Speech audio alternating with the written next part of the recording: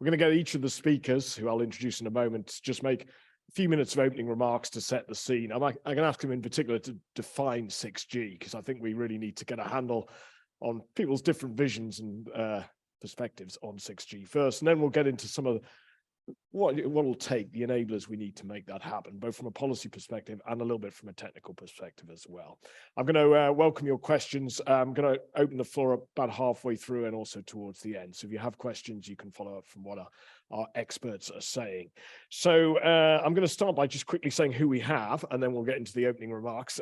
Really good panel here. So, and by the way, excuse my pronunciation if I any of these names wrong. But so at the end, we have Pekka Rantala. He's the head of the 6G Bridge program at Business Finland. Next to him is Peter Stuckman. He's head of unit Future Connectivity Systems, DG Connect at the European Commission. Next to him is Maiju Giran. She's Senior Science Advisor, coordinator of the flagship program at the Academy of Finland. Next to her, we have Henna Vikmanen. She's a member of the European Parliament. And next to her, we have Marit Palovirta.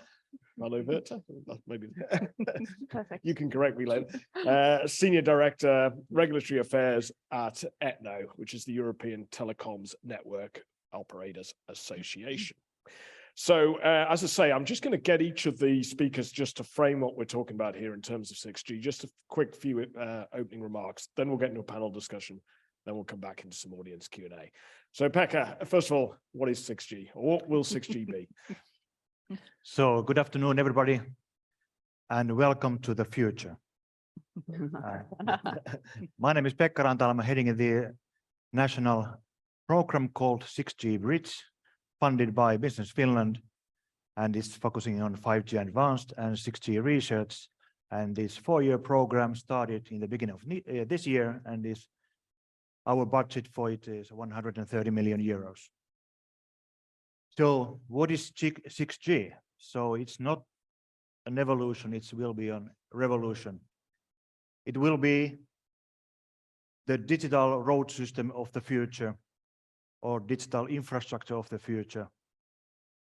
And it will be this network of networks orchestrated by AI to build the next generation of internet, to connect billions of devices simultaneously, whether they are phones, computers, IoT sensors, satellites, drones, and whatsoever.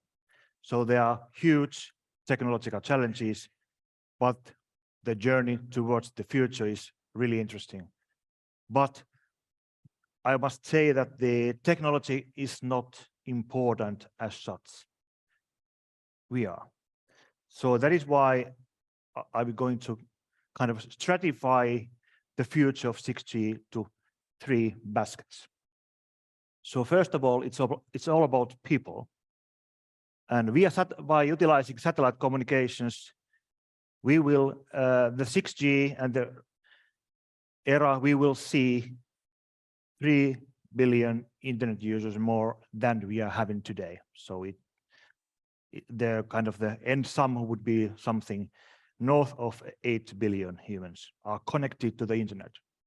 So that brings to those new 3 billion people new set of tools at their hands. So they are having their own IDs, digital IDs. They have the access to, for example, financial services, education, and governmental or public services, for example, health, and so forth. And just think about that collective intelligence, what the 3 billion internet users bring to the world. So that is one human aspect. And the other one would be, we have all seen the kind of generative AI and what AI is capable of today. And by exploiting natural language processing, we can easily see in the future that people are communicating seamlessly to each other without, for example, sharing the same language skills. Or those people could have restricted capabilities, but the technology is there to help people. So that is a kind of a basket number one. And the basket number two would be planet. It is true that the networks currently consume maybe 1 to 1.5% of the electricity produced in globally, and that share will increase somewhat, and the researchers and industry are pushing forward the sustainable development goals that are in the core of 6G in order to tackle that energy consumption challenge. But at the same time, the technology mix, what the forthcoming 6G will provide, it enables other organizations, other cities, municipalities, states, and industry verticals to meet their own sustainable development goals. For example, by using intelligent computing analysis, transmitting data wisely, and in order to, for example, in logistics, whether it's on the land or at the sea or in the air. And third basket would be productivity.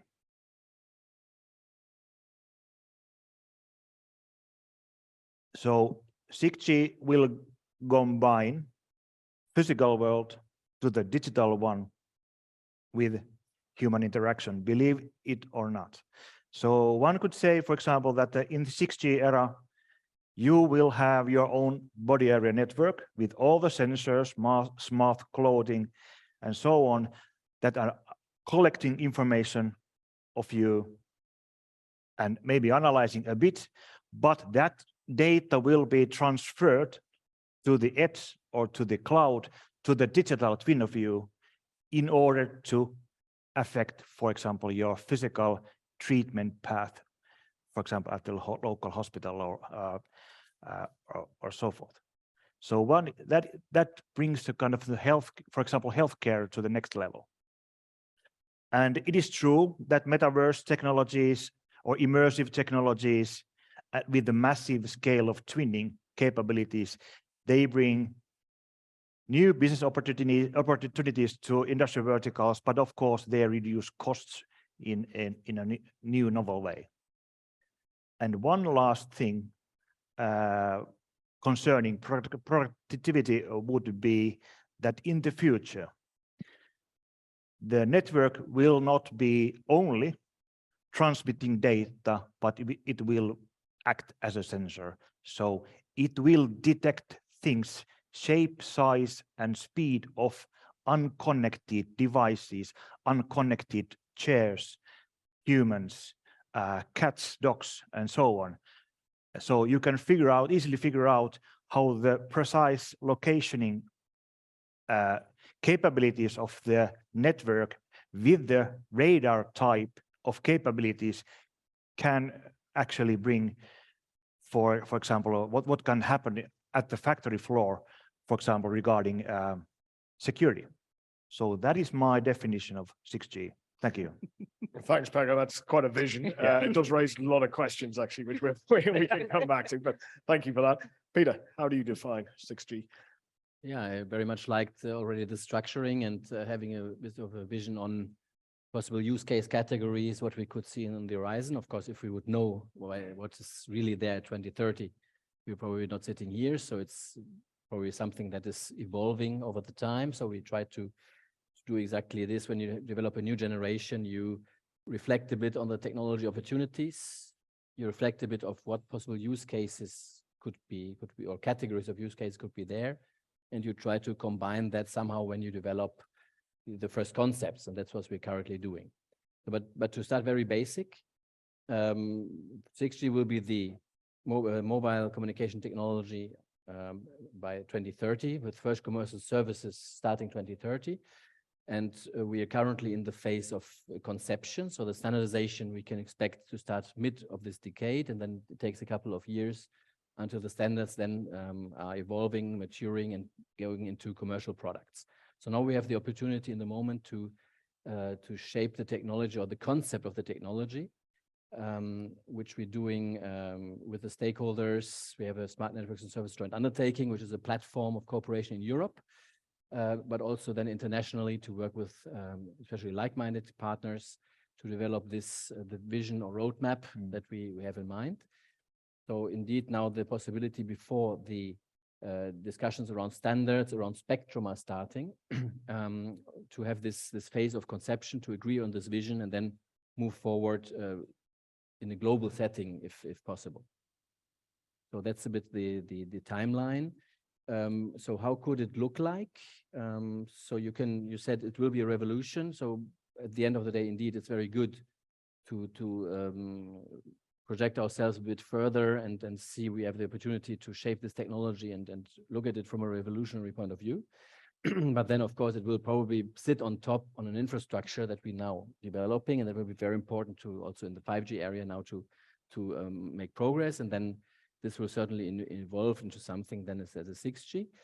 So I think we could approach it from both these angles, so revolutionary and evolutionary. Evolutionary, we need it naturally. So if someone would question, why do we need 6G? We have 5G not even started now. The needs will certainly evolve also with the traffic growth. So we will need certainly more capacity. So that is like what we now call the terabit capacities. If you think about virtual worlds, that we're not, well, having today maximum maybe a Teams link that we are when we're on the move following a meeting, but this will be different in the future, be in a virtual world setting, which is much more intuitive, much more immersive. So that's if you imagine then several connection of these quite rich content in a radio cell, you can imagine that you need much more than what you need today. So that's the capacity evolution, and there will be this step change needed in capacity. Then another trend that is also important from a technology perspective is the so-called cloudification or softwareization of networks. This is, well, on the one hand, very bluntly, cost saving. So you can evolve your network much more cost efficiently, upgrade it, launch new services, but also enabling what Pekka mentioned also as AI driven. So you can somehow in the network manage your network much more efficiently, much more dynamically, and also enable then of course this new world of AI applications. So that's a big challenge, which is sits in the architecture. So we have to reflect about a new 6G architecture evolving from 5G. Which will be cloud native, like intelligence everywhere. Some call it a computing continuum, that you have in the local area, you have computing, but then also in the network, and this has to be orchestrated. So that's a technology challenge. And then the additional features, as I also mentioned by Pekka, this so-called sensing. When you go higher in the frequencies, with every generation, I think also for 6G, we will certainly need low band, mid band, high band. In 5G, we have the same. Low band, mid band is also about getting the spectrum and tweaking it and making it the usage efficient, which can be also big breakthroughs there. But then the main, let's say, investment in terms of research in the moment goes into so-called terahertz frequencies. So even higher than the millimeter wave that we have in 5G. And this enables us actually to have this sensing capability that you have with your phone. You go around and you can somehow sense the environment, collect information, creating this digital twin of our surroundings, and then also enable all kinds of societal applications addressing the sustainable development goals, but also a lot of new business opportunities. Yep. Okay. No, that's building nicely on what Pekka said. So we'll come back to some of that. Maiju, you're up next. Well, thank you. And I think I will start from the very basics. So I'm coming from a bit different angle than the speakers before me. So I'm working in a funding agency, Academy of Finland, governmental money, and we are using the taxpayers' money to fund research. And as it was mentioned in the introduction, that I'm coordinating the flagship program that we have in the Academy of Finland. And we have had running the flagships now for 5 years. And we have actually 10 flagships running at the moment, and we invest more than 200 million euros for the flagships. So huge investments of taxpayers' money to these areas. And actually one of the first flagships that was selected was the 6G flagship. And actually, therefore, we know that in Finland, we have a forefront and pioneer research in the area of 6G. And actually, that flagship is nowadays kind of doing the impact part in implementing the 5G elements for the companies and the other actors. So helping them to really use those possibilities. But also they have done a groundbreaking research on 6G. And therefore, if you haven't yet read their white papers, they're online, where they have actually defined the 6G with the experts abroad, or I would say globally. The top level scientists have been involved in writing the white papers. So I think that those are papers that you should read from web. Those are publicly available, and see actually what the scientists are saying about the 6G and where the challenges are in there. And therefore, actually, since I'm coming from the funding agency, I don't have my own definition, or I don't even want to define the 6G. I trust the scientists and say that we believe what they say. You fund them to tell you Yep. what 6G is. Exactly, Yes, exactly. fair enough. Henna, what are your thoughts? Yes, I'm Henna Virkkunen, member of European Parliament, and all these 9 years when I have been member of European Parliament, I have been working in Industry, Energy and Research Committee and in Transport Committee. And I have been very much focusing to decarbonization of our transport and industry, and then also to digitalization. And as we know, these two topics, they are really mega trends and priorities in the European politics, green transition and digital transition. And what I'm expecting from 6G and what we are expecting as politicians is very much that we will have smarter and faster and more energy efficient connections because of that. And of course, part of digitalization is also that we think that it can help us in green transition, like it was said, that it's very much based to our sustainable development goals, and it's very much also the aim in 6G. So right now, what I think we as a policymakers, we should do, I also maybe put them to 3 baskets, that what we should do here now. I think always, if I should choose one thing to where we should invest, it's always education and skills. So I think it's very important that all the member states are investing to that. It's not competence of European Union, it's competence of member states, but I think it's important that we are sharing best practices and we are taking care of the good quality of education in all the levels. But then second basket will be, of course, the funding. I think it's important that we are funding investments to infrastructure and investments to research, because research is now something what we really need, and we already heard very promising projects we are having in Europe. And then third pillar is, of course, the regulation part, that we have to have that kind of regulation that encourages innovations and investments in this field. Because this, of course, it's also very hard competition that who will be the leader in 6G. And then, of course, we speak about the standards and research very much, and about the regulation and innovations. And there, I think we should do better in Europe. Okay, we'll definitely come back to some of that. So thank you for setting the scene nicely. Marit, what are your thoughts? Thank you. Thank you. So yes, so I'm going to be talking about more from the telecom operators perspective. So for those who don't know ETNO, our members are the largest telecom operators in Europe and represent about 70% of the investment footprint, both in fixed and mobile networks. So you can imagine that we are now, the companies that we're representing are very busy with trying to deploy 5G. We are not quite yet there. I think that we start to have good coverage in Europe, but there's still much more, I think, value creation and gain that we will get out of 5G, of course, including use cases, etc. And so maybe my approach will be a little bit more cautionary in a way that practical, let's say practical, not cautionary, that's the wrong word, but practical in a way that, well, somebody will then actually do the work and need to do the investments, etc. However, having said that, of course, many of the largest telecom operators and many of our members are part of the projects that are being led by academia and others. So our sector wants to be part of the development of 6G, of course, and to be part of the standards work that will be upcoming, etc. And if I just try and describe a little bit where we are now as a sector in terms of technological development. So we do see that we are in the middle of a major shift in terms of technological development at the moment with 5G. And I think many of the things that are happening were already mentioned, but things like network virtualization and also disaggregation, so Open RAN and that type of new architectures. AI will obviously be used massively in the networks going forward, also edge cloud, and then more kind of tailored services towards end customers, be it network slicing and also the kind of network as a service thinking, so the kind of connectivity platform type of thinking.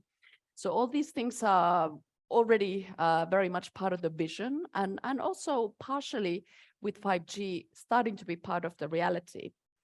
But all in all, the technological shift, it will mean a fundamental redesign of the current networks and of course also a massive investment in the current networks. And we do kind of see that the next 10 years, it will take about that next 10 years to go through this shift to move towards these new intelligent automated software programmed networks. So in a way, 6G, and I think Peter already was alluding to it, we see it as continuation to 5G in some respects, because of course the infrastructure there's been investments going into it. So this will be then hopefully used also towards 6G. Now, of course, there will be new technical characteristics and that will be far superior. That will mean that there will be a lot of new use cases and capacity. But the infrastructure, in a way, I think there needs to be a transition or a bridge towards the full 6G vision. And from our side, I mean, 6G, as I said, okay, research departments are very much involved and keenly engaging, I think. But from the kind of business perspective, 6G will become relevant, of course, when the data traffic and the applications and services and content available will require that ultra-fast connectivity or different type of connectivity, if you like. So I think that the real 6G, as it was already mentioned, the timeline will be then much further on in the future towards the 2030. But in the meanwhile, of course, we'll be discussing all these good use cases with the community. Okay, no, thank you. So obviously this is a big topic. That's one thing we can take away from these remarks. We've got quite a lot to get through. So if we can have a discussion now, but keep your remarks reasonably concise because we'll cover quite a bit of ground. But I think I just want to start, maybe we'll start with Peter and Pekka on this, but it's really, why do we need 6G? Both of you alluded, I think, to the virtual worlds, the sort of metaverse type environments, which would be a clear use case for 6G. There is a bit of a backlash against the metaverse at the moment. There's some skepticism around it, etc. So can we be sure that we will need all of that capacity and bandwidth and low latency connectivity that you guys are talking about? We'll start with Peter and then come to Pekka on that. Yeah, indeed. I mean, we can't judge what exactly will be the applications look like in 2030. What we know is that the traffic growth is exponential in the last 20, 30 years, and we see the tendencies that are continuing. We also have seen during the pandemic that digital is the entry point for the society in many ways. It's an important trend. There was a big boost now to use like video communication, video conferencing, and I personally can't imagine that we still connect to Teams or to the format of Teams as we know it from today, or to these kind of tools towards 2030. So I think we will probably want something much more immersive, much more user-friendly. So for that, presence is then one of the equation. That you can also then see other applications that require lower latencies, so this is all about what we already envisage for 5G also. The vertical applications, different sectors, they don't switch on all together at once. They're developing in ecosystems one by one, and some will be more promising than others. But we already see some that are very promising, like health, like automotive, transport, smart energy. So here we have first steps in 5G, but then there will be an evolution in the mainstreaming, also bringing these kind of capabilities to everyone, even maybe from what starts with businesses to consumers, so to scaling these things up. And for that, you need certainly a next step change in performance and capacity and So there we have clear indications that this will continue without betting on one particular application. So this is not metaverse dependent in Yeah. your view. I don't think so. Let's get Pekka's thoughts on that. So 6G, the network has to be scalable and flexible. And the scalability and flexibility, one of the key things enabling that is AI.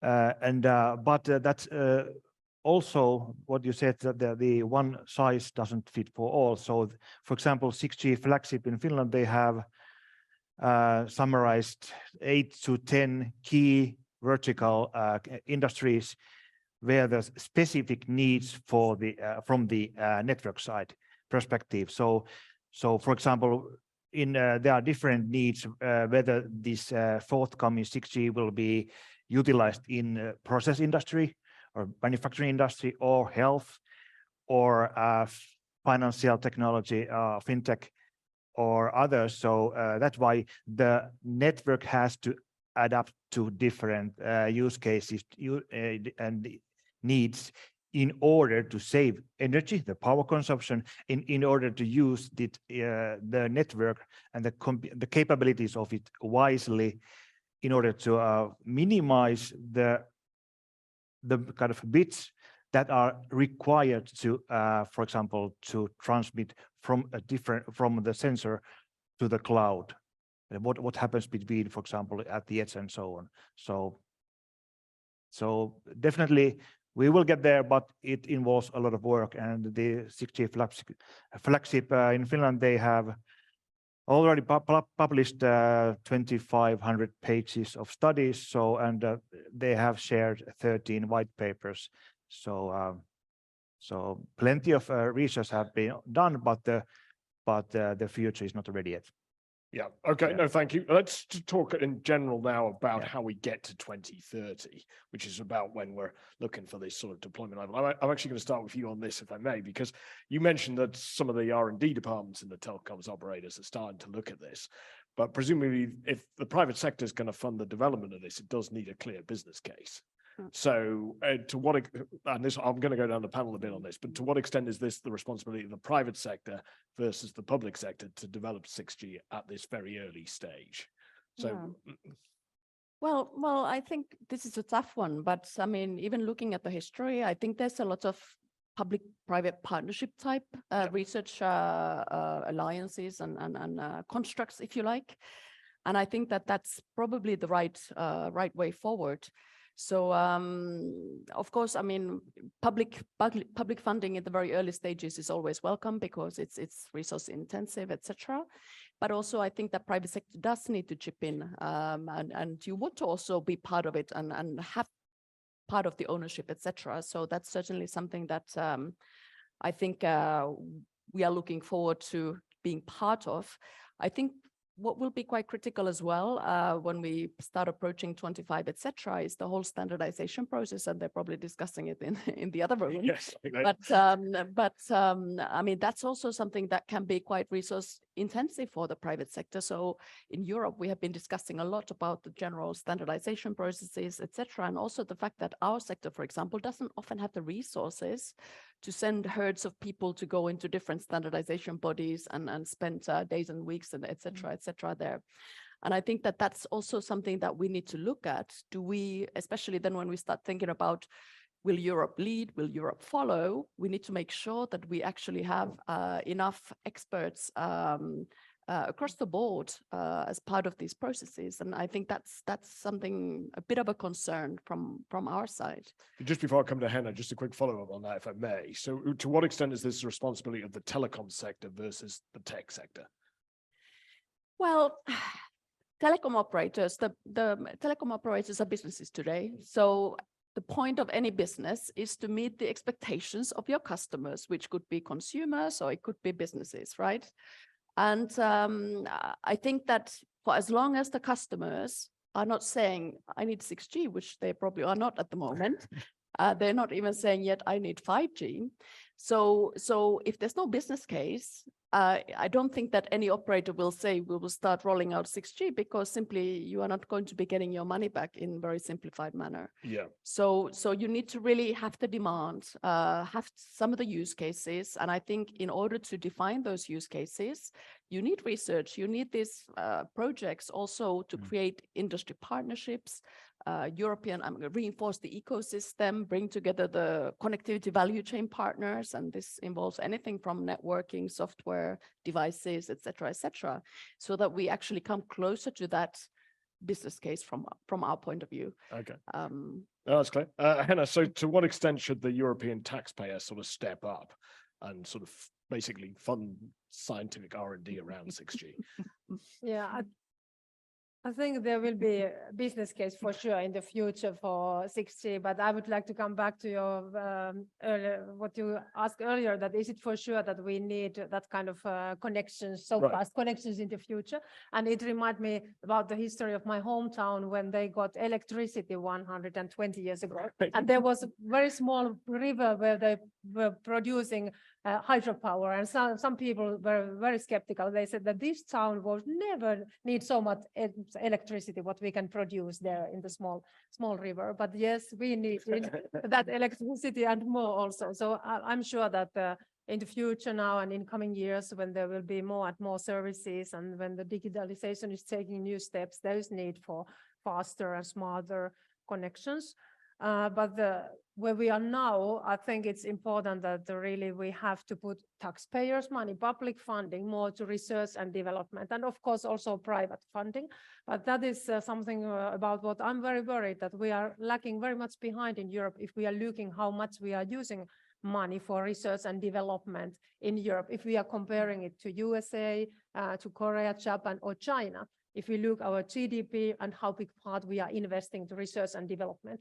And of course, it's very worrying to our future because we are lacking so much behind, and how we can be competitive in the future, how our industry can be competitive, how we can face the global challenges if we are not funding basic research and development. Yeah, okay, that's and clear. this research. Yeah. Thank you. Maya, if I just bring you in on this point. So who pays essentially? Well, good question. And I think that, as Marit already said in the beginning, that it's a partnership, of course. I think this is the only model that works nowadays, especially when you are having this kind of a large area where you have to have the science and the actors involved in common dialogue of what is needed, how we have to change things. So I think these kind of competence clusters are the model where you're bringing the different kind of actors involved, also different kind of funders. So meaning that then there is the basic funders and actually taxpayers' money, but there is also the private investments coming in, and then everybody wins in that sense. And also if it's a nice competence cluster and it's based in university or academia settings, we will get the competent people to do that. And then we are actually increasing the educational part as well. So I think everything comes into a nice package if we have enough critical mass in these kind of centers. Yeah. Okay, no, that's clear. Peter, I just want to get your thoughts on where, if we think about policymakers in Europe, they've got a lot of big issues they're grappling with right now. It would be tempting to kick something like 6G into the long grass. So how do you ensure it is on their radar, as it were? Well, I think with the current leadership, the opposite was the case. I mean, you remember maybe 2020, we had this so-called 5G cybersecurity toolbox, where we saw, okay, the supplier question is very important, also to have, some security rules, but also having the sustainable ecosystem in the future that we master these technologies. So they were both part of this thinking, and the Commission immediately said when we adopted the toolbox, so now we start working on 6G, because we need to build up the industrial capacities to be ready. And I think it's not about deploying them now today. So that's, of course, the question is asked, okay, we don't even have 5G, or not everywhere, not in Brussels. Why do we need 6G? So we have to understand this takes some time. It takes like around 10 years usually to develop this new generation with standardization spectrum. And then who pays? Just maybe to add one thought on that one, it's also about the leverage. So if you set up, we saw that already with the 5G PPP in the previous program Horizon 2020. When you set up an ambitious program like a PPP with a good partnership with the industry, you're able to leverage your investment if you count even further to maybe only the European, but also looking to the broader global system, by 5 to 10. So when you invest, we had 700 million at that time, around 3 to 4 billion went into research, leverage also by this activity. And this we stepped up now with the new joint undertaking where current price is more or less the same, so 900 million. But here we have now a partnership. We have industry and commission jointly governing that. So it's an EU body, a new EU body that we created with the governing board, industry, and the commission. So it's even increasing this idea of leveraging and asking even a concrete commitment of the industry side to match our funding with additional activities related to the activity. So it's that's quite a powerful instrument. So it's public-private. Then, of course, when it comes to the investment, there I think we can, or the infrastructure rollout, there we can come back to your point on regulation, the third basket, that we say we then have to enable that the private sector can build out the networks. But that goes beyond R&D, of course, where the public sector can step in quite heavily. Yeah. Pekka, I'm just going to come to the audience in a second, but I just want to get your thoughts on this financing question. Are you given the vision you painted, which was a big, ambitious vision, are you confident that the funding is there to deliver that, essentially? Well, in the end, customers and people, the consumers will pay the research and development and investments of the pipeline. But I would say that, of course, it's all about money. So Europe needs growth and jobs. And I would say that in my very biased view, the 6G is the key thing that Europe could take a leading role regarding digitalization globally. So it's been estimated that in the 6G era, the business opportunities are 35-fold versus 5G. So why don't we invest in that kind of technology? So you say 35? 35.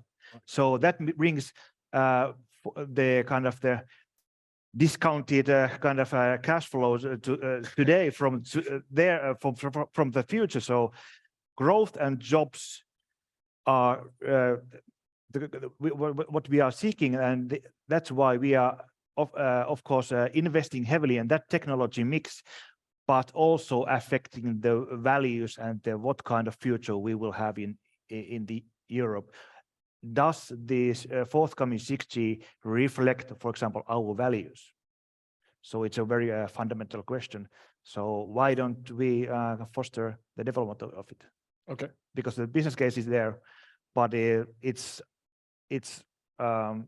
us who is deciding what share of that business case we are, as Europe, are reaping the benefits of it. Yeah, we have a distinctive set of values in Europe, so we should relate 6G to that. Okay, no, fair enough. Any questions from the audience at this point? I will give you a chance to come back in later, but I just, at this interlude, want to see. There's a question here. I think we do have a microphone, but you might be able to just speak up, I guess. Okay, thank you. Yeah, my name is Heikki Uusihonko from Business Finland. Another difficult Finnish name.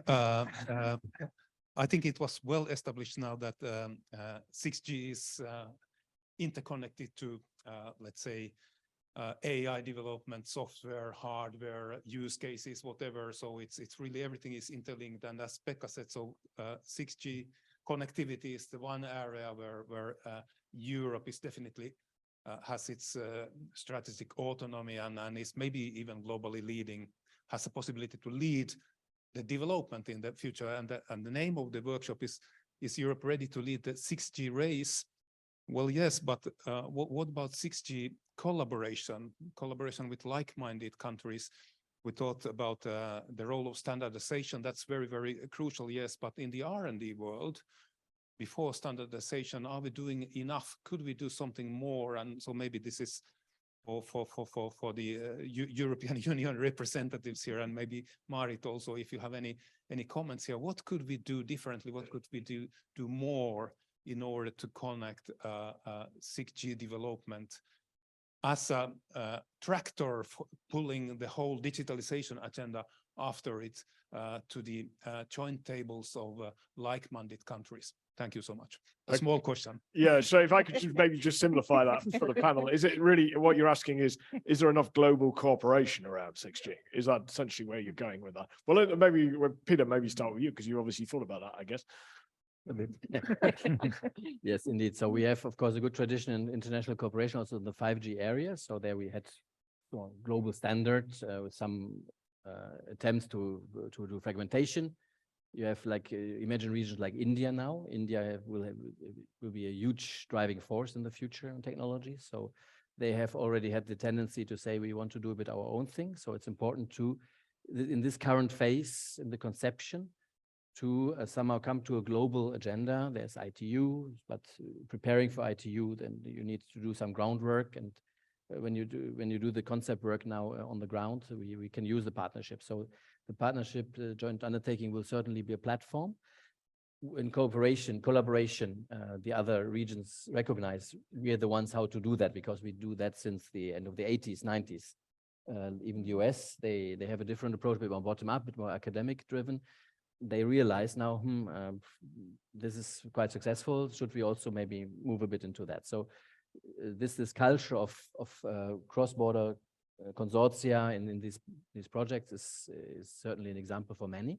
And when we have these conferences already, this 6G summit, also connected with the European conference now, is actually the place where also globally people come and say there actually 5G was discussed, 6G is discussed. So that's, I think we have a very good position here and the opportunity to lead this discussion.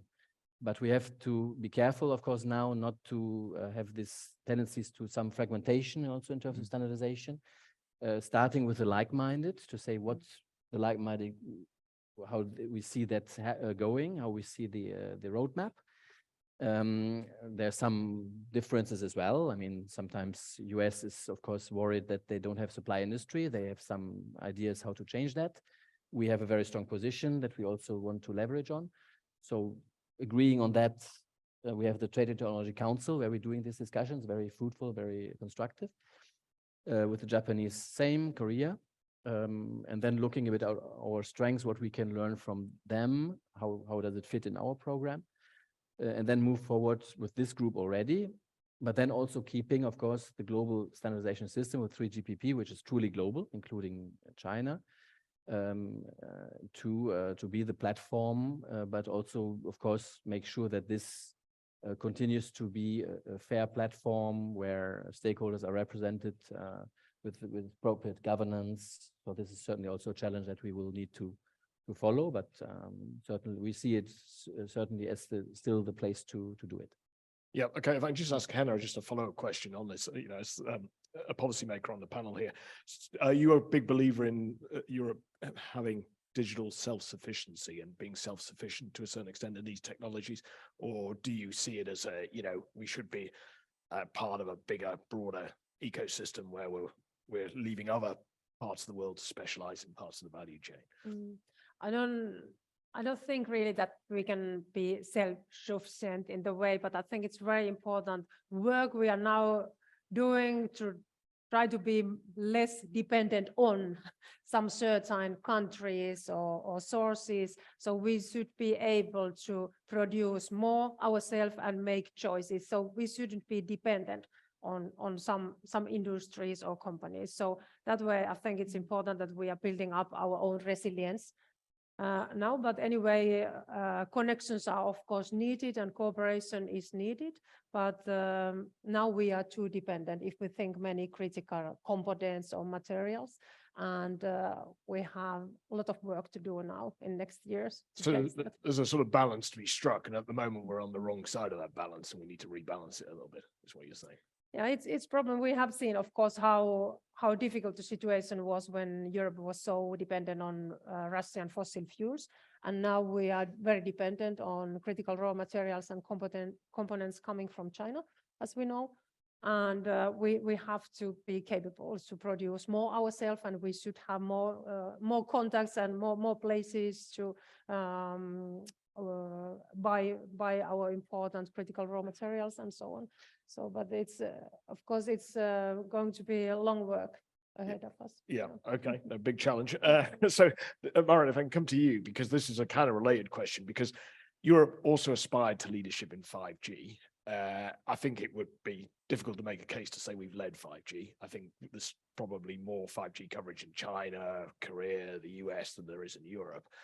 So, first of all, what can we learn? What lessons can we learn from 5G when taking forward to 6G? Well, yes, I mean, I wouldn't also exaggerate to say that Europe is totally lagging behind. I mean, indeed, there's maybe more coverage and others started earlier. But yeah, certainly there are lessons to be learned. And I think some of the, well, if you can talk about pain points maybe for 5G is we've been talking about, for example, we mentioned the vertical use cases to finding those, if you like, the killer apps for 5G Right, yeah. that would really justify the rapid accelerated investment and rollout of networks. We see them coming, but they're coming quite slowly. Yeah. So, and this is actually these from our perspective. So operators are now ready, and maybe there was a time that operators were also still, not willing to, for many reasons, investments, etc., to fully roll out. But I feel that now we are really operators by and large in Europe are ready to roll out 5G, but we have then other factors, for example, digitalization of public administrations or different industries.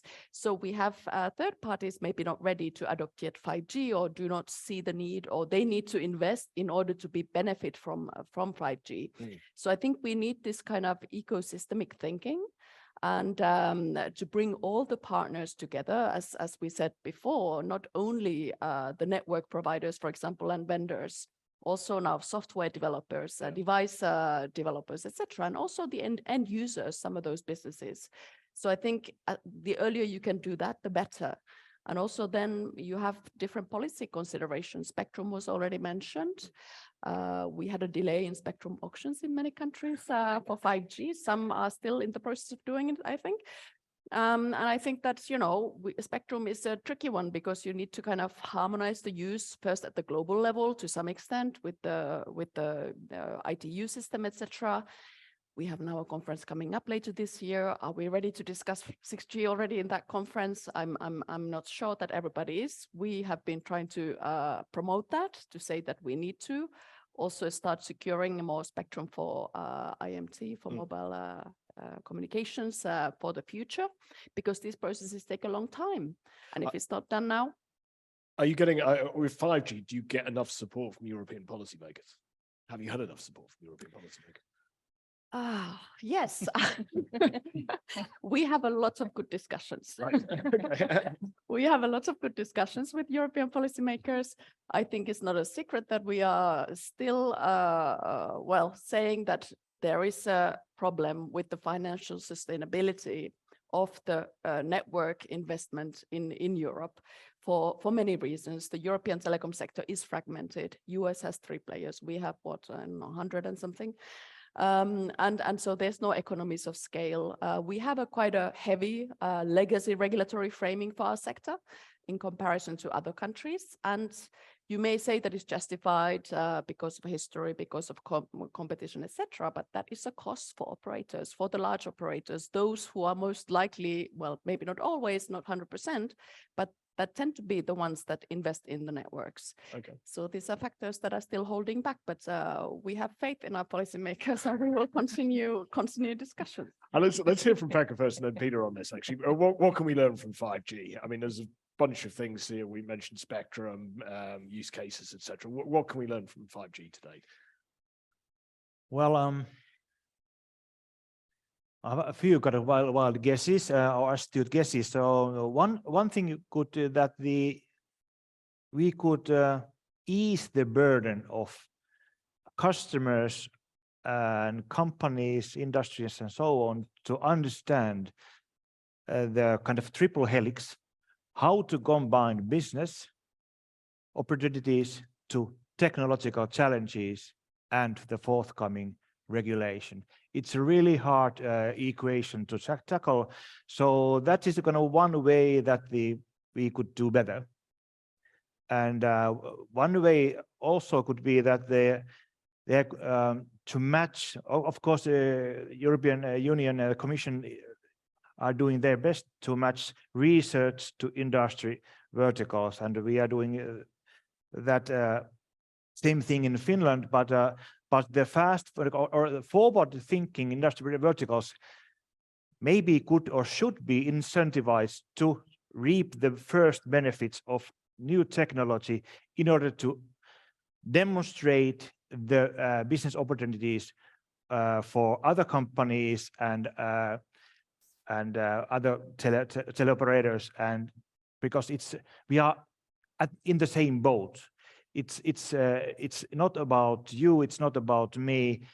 If you are succeeding, we are succeeding together. So engaging researchers, forward-thinking operators, industry verticals, and new deep tech companies developing kind of novel or next level technology that could be adapted in the future as well. So, and of course, SMEs are common concern, whether it's in Finland or in Europe or globally. So, as how to engage SMEs together to reap the whole benefits of the forthcoming 35-fold business case.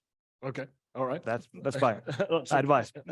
Okay, good prognosis. Yeah. Peter, what are your thoughts? I mean, we did aspire to lead in 5G, and as I say, that didn't really happen. So what do we learn from that?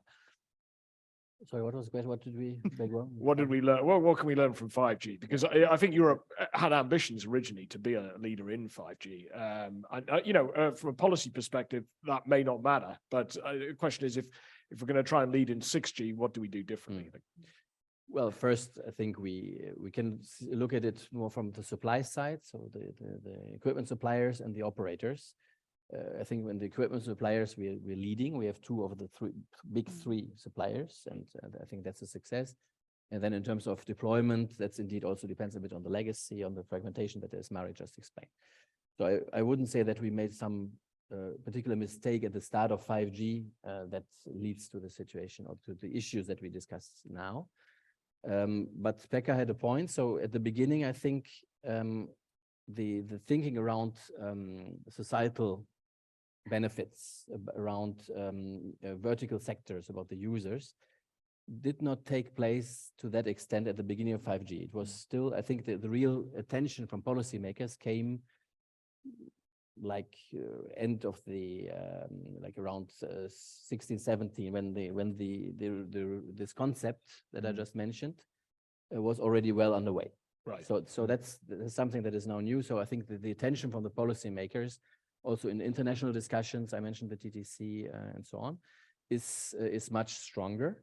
And we also trying to include these verticals now from the start, which I think the thinking around verticals started in the 5G maybe 2-3 years after it was already, the conception was already more or less done. So then we added that on top. So I think that's a big opportunity. It's not easy to do because the verticals, of course, they have their own partnership. They're developing on the car of the future, of the health system of the future. So it's not that they say we put heavy resources only with you to develop the 6G now. So we need to see what are the requirements. We have to get them on board as much as possible. And then indeed also think about what are the benefits. So this is certainly a good thing. So I would buy into that one. And then again, this planning I mentioned before, of course, you don't set this roadmap now to 2030, it's completely frozen. But to accompany that also from the politics side would avoid what happened in 5G. One of the problems was that it was a bit hectic. At one point, there was a push for an earlier standard that was somehow happening within 1 year. And there was a lot of pressure on getting like a premature standard only for mobile broadband, with also leading to a standard that in terms of quality was probably not what we expected. So to get somehow an agreement as we go on how this could be launched, so have a balancing effect also by the governments to see, okay, we want something that delivers on the so-called KPIs or key value indicators, KVIs, define them on the go, on the right moment, and then come back to them and say, okay, please deliver on that. And not only think about your marketing, your 5G on your smartphone when does it appear, but then you don't have a big step change or a big added value for the customer as well. So that's partly about managing expectations, by the sounds of it, and launching it when it's fully ready, rather than drip feeding the market. You will never make it perfect, but Yeah, yeah. Well, I want to come to you from a funding perspective, actually, and what R&D in particular we should be supporting with respect to 6G, because there's a lot of component technologies. Yeah. I mean, semiconductors, artificial intelligence, software, radio technologies, all sorts of things that you could look at, the sensing side of things as well. Should Europe be concentrating on particular aspects or particular components, or should it attempt to, in your view, try and place bets right across the board, as it were? Yeah, well, I think that we shouldn't focus into a one or two. I think that we have to have the broad spectrum of knowledge and skills, and then actually how we can produce them. And I think that one thing that is not that mentioned is the testing infrastructures that we also fund also in Finland, but I think that you have a European infrastructure facilities also to test the best networks and so on. So I think that's investing in the testing infrastructures, we are able to get the results out into different types of machines and particles that we need. And in that sense, I think that it's important that we fund a different kind of development, I would say. Yeah. Is there a risk that in Europe, we replicate work that's been done elsewhere unnecessarily, or? Well, of course, it's a risk, but if it's based on science, of course, science competition is international, and therefore we should know what is going on in other countries as well. And therefore we have to see whether we are leading in there. And of course, we are leading in something, and of course we can take notes from what others are doing. But I think it's not a wise strategy to only focus into one, and if it fails, so then we have to have alternative approaches, quite many. Yeah. Okay. Hannah, I want to come to you, sort of building on some comments you made earlier around getting this balance right around more strategic digital self-sufficiency, let's say. Is there particular sectors that you think we should be prioritizing? It's a similar question I was asking Maiju there, but semiconductors, for example, or AI, or even quantum computing, key enabling building blocks that Europe, you think, should focus on? Now we have made the decisions to where we are focusing now, and one is semiconductors. Today we have a set target that we want to double our own production. We have the CHIPS Act now in the process, and also Commission has proposed this Critical Raw Materials Act, and there we have also clear targets that we also want to increase our own production there in next year. So I think we have choose some critical areas which are really important for our technologies, for our digitalization, and for our green transition. So I think these are like the most crucial sectors. In the way, as a politician, I think it's important that when we speak about technologies, we should anyway stay very technology neutral. So we shouldn't choose the winners and losers of different technologies. We should invest the research and development, and then the industry, they will find out what is the most efficient way to produce things and what is the best technology. So because I think it's not very clever to make that kind of choices as politicians, that who are the winners and who are the losers when we speak about technology. So are you broadly supportive of the digital decade strategy, for example? And I mean, you're right, we're not picking winners, but we are prioritizing certain sectors there, such as semiconductors. Yeah, we have to take we have to choose some very critical elements what we really need, and we don't want to be too dependent on some certain areas, that we have to do more cooperation with like-minded countries, and we have to have also own production there when we speak about very critical infrastructure. And of course, nowadays we have to also look to security point and cybersecurity and that kind of important issues. Of course, yeah, absolutely. I'm going to come back to the audience in a second, but just before we get into that, I just want to do a quick, not exactly a deep dive, but I just want to look at Spectrum for a minute, because Spectrum is topical. We've got the WRC 23 coming later this year, which you mentioned, and Spectrum is potentially the first building block in the 6G picture, and to a certain extent we maybe need some global coordination on that. So Marit, let's start with you. Is it important that we get some kind of 6G result out of WRC 23? And for people who don't know, that's the World Radio Communications Conference, which I think is in October or November? Yeah, around November. the time frame. So is it important that 6G gets something concrete out of that?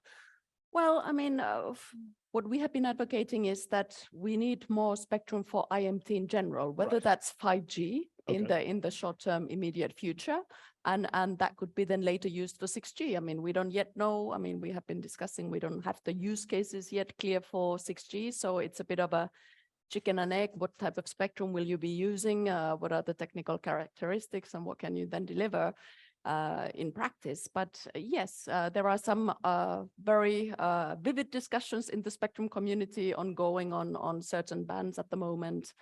Whether it would go to IMT, whether it goes to broadcasters, whether it goes to Wi-Fi type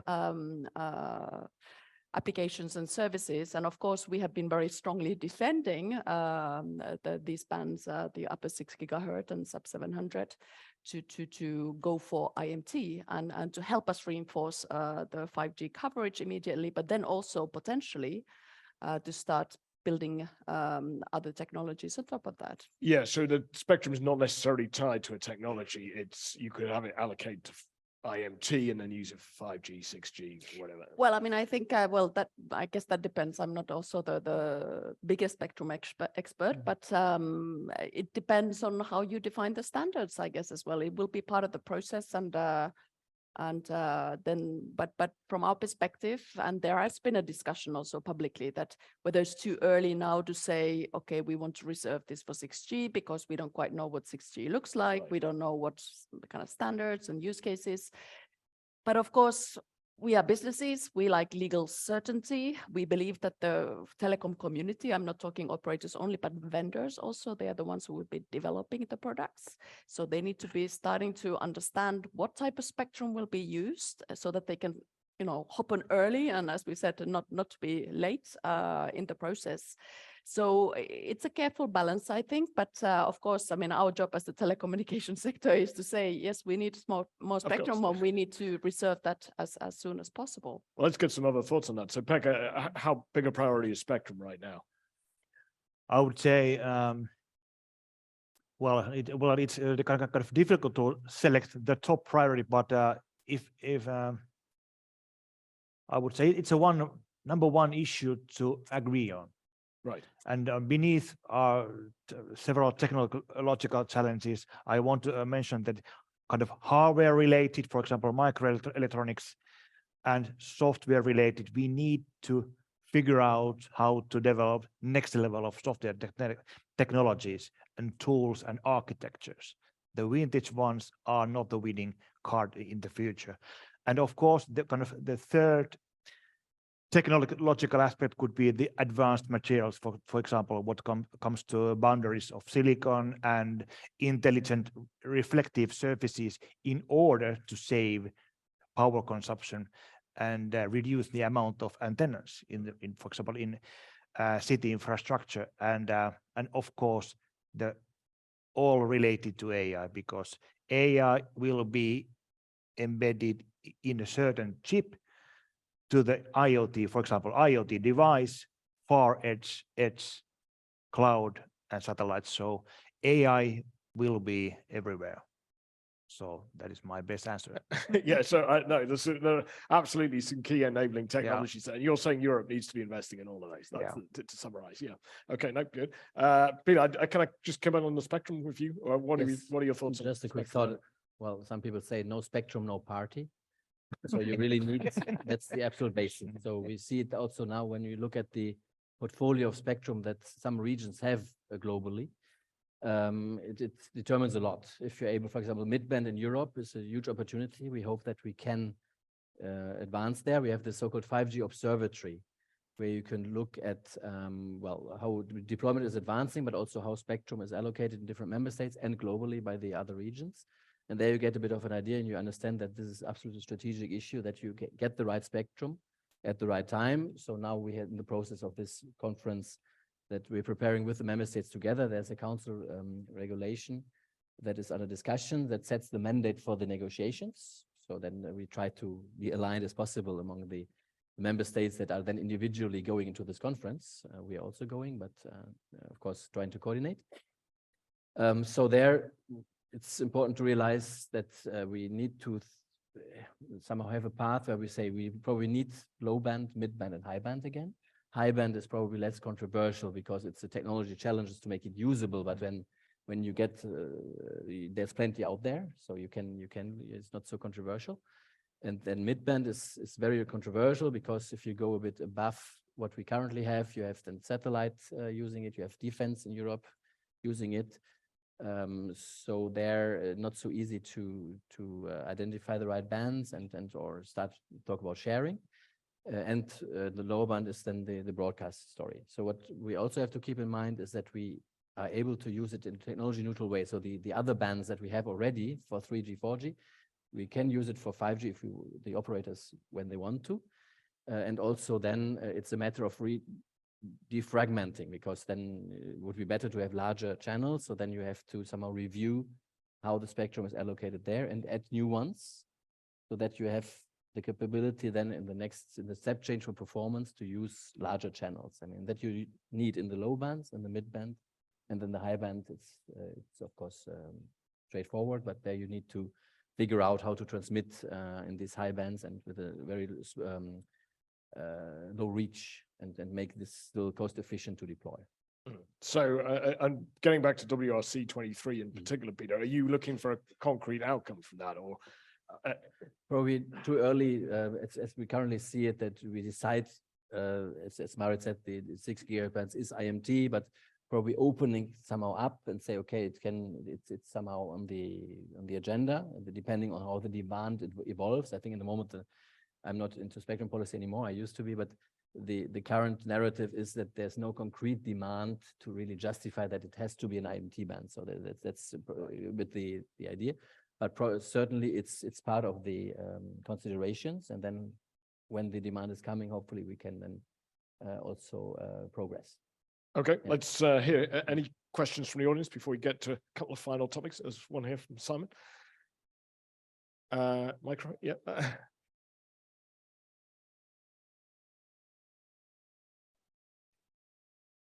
So Simon Pickup Science Business. There we go. It's working now. Thank you.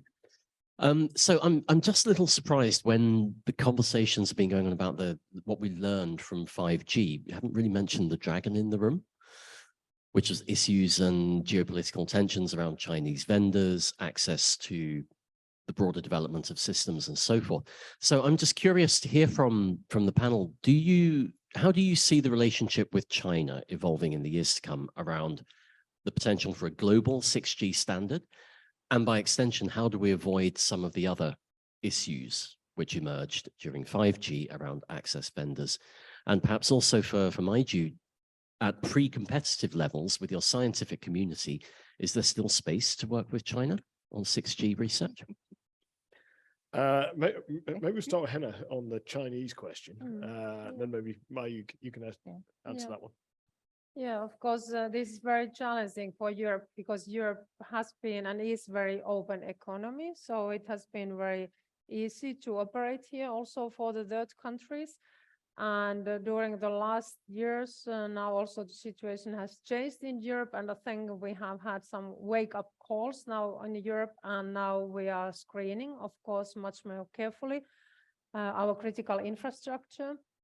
And also, I think this is something what, for example, also the research in the research institutions and industry is now very carefully screening that who is having access to their information, for example, and who is owning our critical infrastructure in Europe.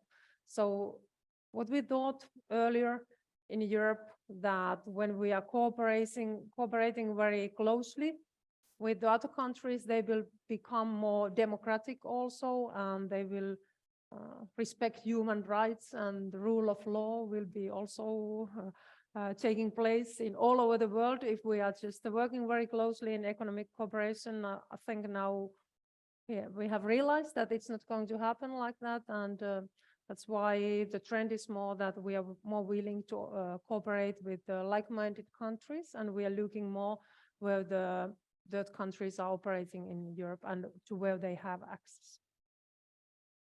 Maya, on the difficult question. And I think nowadays, since in the science, usually you work with the best and you always try to get the best partners on board and everything. So the landscape has changed. And as Henna already mentioned, that we have to be more cautious nowadays. And well, maybe at the time point, we have to play more with the like-minded at the moment and see if they are the right actors. But hopefully in the future, we know more and we are able to open up more and actually really to have the go more and back on the old days in that sense, but at least for science. But So, I mean, being alert. Thank you. Yeah, actually, well, Peter, you might want to answer this particular question actually, but just building on this theme, I mean, we had China go its own way with 3G. And in fact, we had some splintering fragmentation of the standards with 3G. Are we confident we'll have a single global standard with 6G? I'm not just thinking of the Chinese there, that even the US might decide to do something different. You never know. But what do we think? Well, it currently looks like that the 3GPP is still consensus that no one is really challenging it too much to say that that shouldn't be the forum. There indeed we have still the vision of this global standard.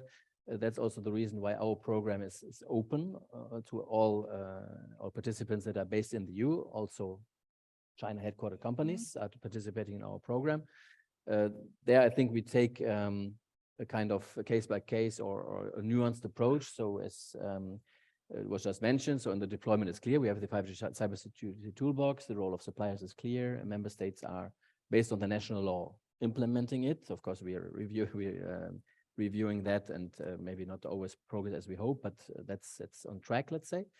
Then when it comes to closer to the market, we also have some provisions in the work program that you have to demonstrate a bit more the European added value, and we have some mechanisms that we can guide that. And then when it comes to longer term research, there we see a need leading to these global standards where we can make sense to have some cooperation, and in that sense, it's still open. So that's the approach. Sorry, I have to. Yeah, sure. Yeah. No, yeah. Sorry, we need to excuse Peter. Actually, he's got to escape from this difficult question.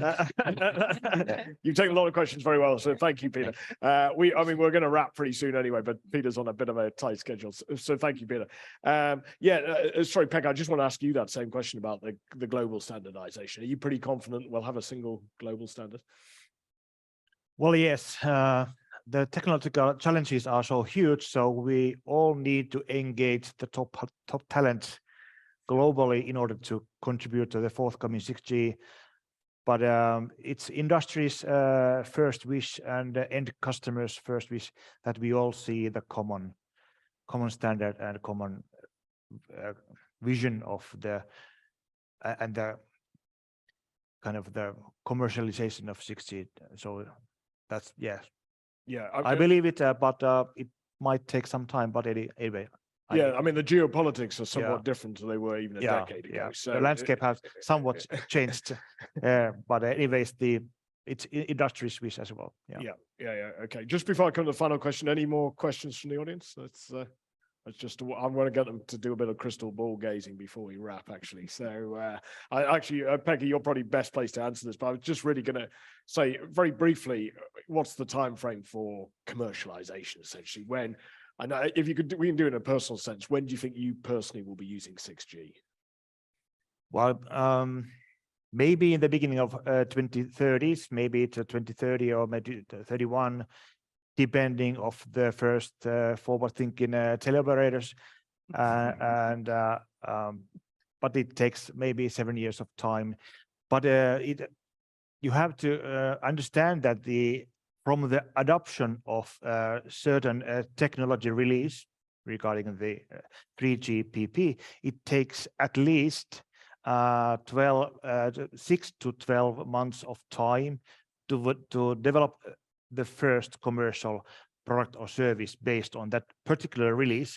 So the kind of small scale pilots or the early adopters, it takes about 1 month, year or so from the adoption of the first release. So maybe 7 years or so. My best answer. Thank you. Mai, when do you expect to be using 6G? Well, I think I can guess quite the same. So I would say in 10 years. That would be my guess. Yeah, Yeah. okay. And Henna, how? Yeah, I think in 2030, because I'm also living in Finland, so I think we will be one of the first ones to Yeah. use it. So Can I yeah. just point out Finland's one of the more advanced economies, certainly from a tech point of view in Europe. But so, I mean, how confident are you in that? I mean, obviously, there's a lot of Of things that course, could happen. yeah, to yeah, that. of course, we know that there's a lot of research and development ahead of us, and then also we need the standards. But I think that now the expectations is anyway that in 2030, so the rollout will happen. So, Okay. and it will start from Finland, of course. We have Finland will lead Europe. You're based in Brussels. So 2030. if you are coming to Finland for holidays. Yeah, that could be it. Yes, it might be a little bit later in Belgium. We will see. We will see. Also, of course, it depends on individuals like myself who tend to be lazy at getting a new device, and you probably have to invest in a very expensive new device to be able to then profit from the network. So some of us might drag on with our own telephones for a few more. 3 more years before we actually pay for the service. But that does raise an important question just before we finish, actually. Do you think adoption will be consumer-led or enterprise-led, or both? Well, the trend, and I think the hope from industry side has been that there will be more and more business usage as well. So if you look at telecom business, I don't know, 10 years ago, it was very much consumer-led. It was just a regular, phone bill type of thing. And now we're making a big effort to try and develop B2B solutions for industries, et cetera, et cetera. And I think that is the future, hopefully. But it's not obvious because as we are aggregating the networks, we're creating these open interfaces for other players to come in to enter the connectivity chain, the market. I think the telecom operators will have to work very hard so that the market share doesn't go to somebody else, whether be it a European industry player or maybe a global tech company. Yeah, okay. So there's a balance between opening to other industries. Yeah. Great. We're just very slightly over time, but thank you for a very good panel discussion. It's been really interesting. So, and thank you to the audience for your time and attention. If you could just join me in applauding the panel. Thank you.